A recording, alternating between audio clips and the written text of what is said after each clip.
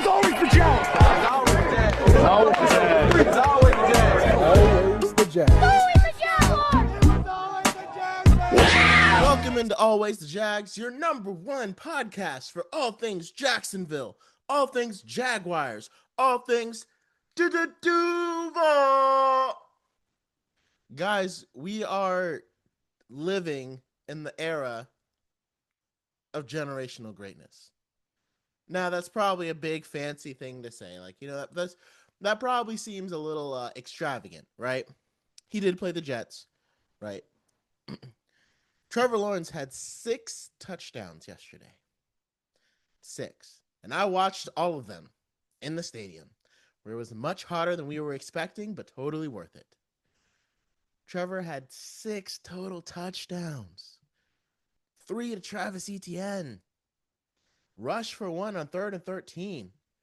And the throw off platform when he had a defender in his face to Parker Washington on 3rd and 10.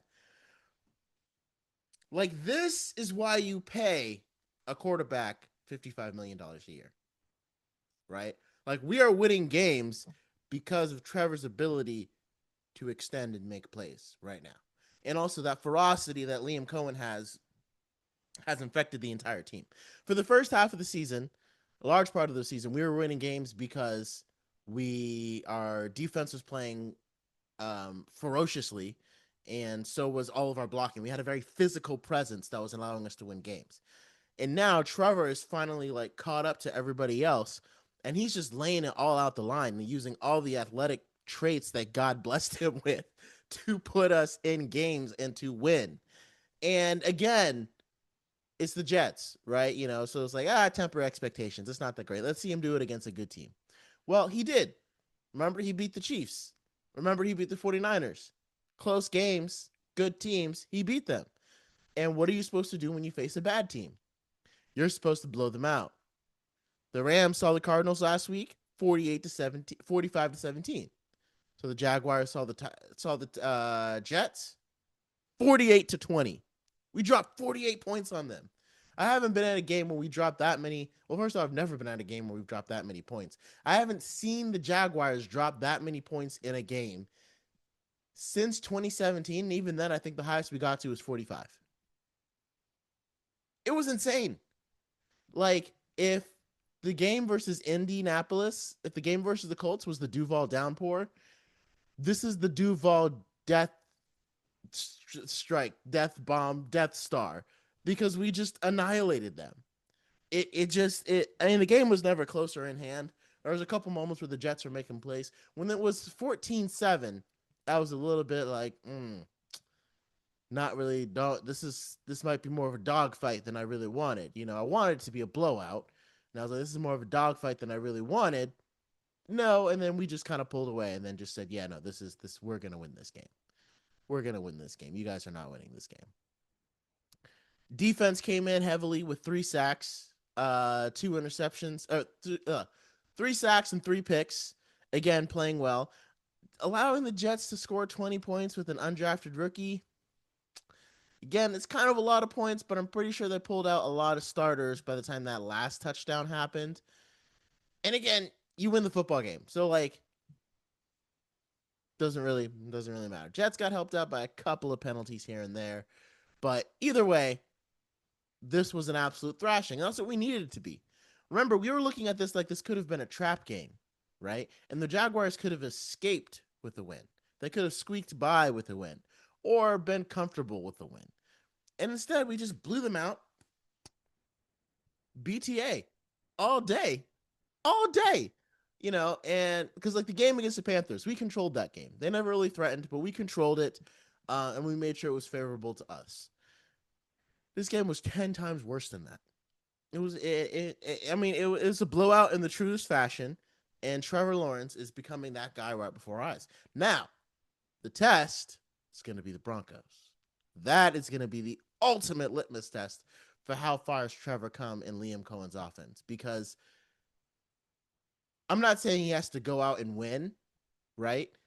But it's so funny when you look at the national media and the conversations, right?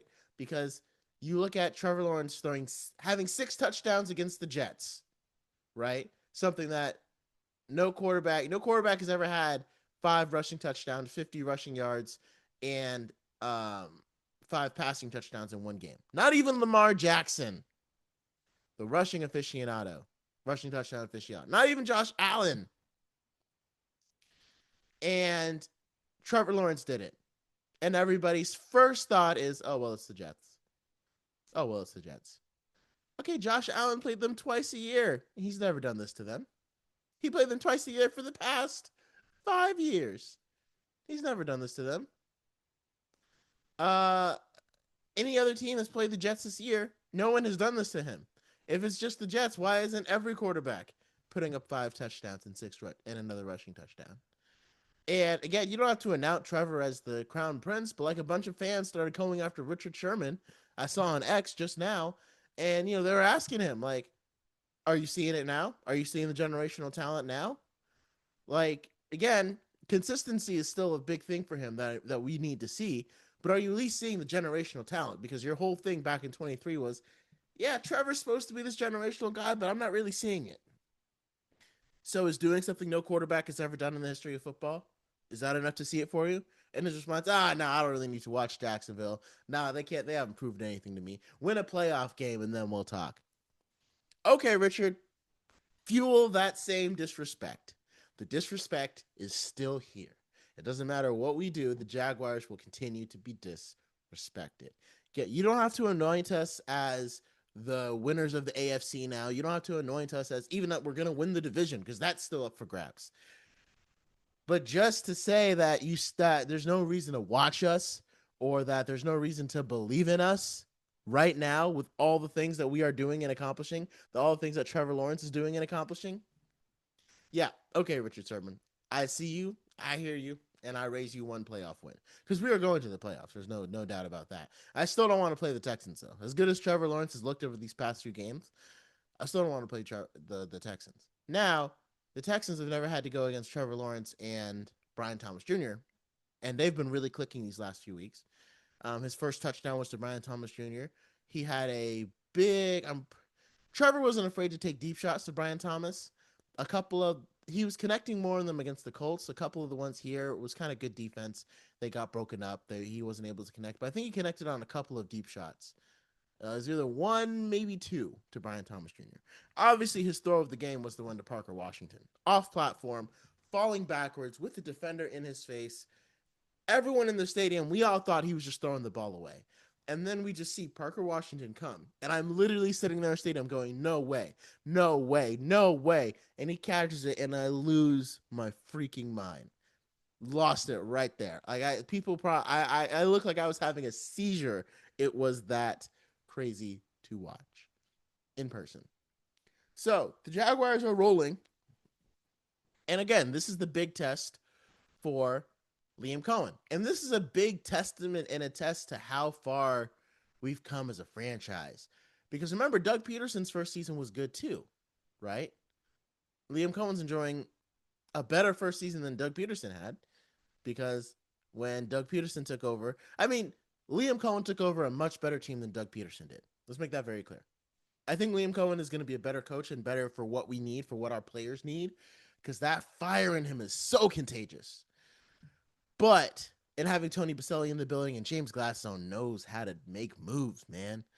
But I think, and he knows how to draft. But I do think there's no doubt Liam Coen took over a better team than Doug Peterson did. But it's still going to be Liam Coen's job to keep this going, to not have the same letdown in 23 the way Doug Peterson did. Thank you so much for watching Always the Jags. Make sure you like and subscribe down below. Check out some of these other videos that I'm sure you'll be interested in as we chase Duval greatness. Thank you for joining us again, and until next time.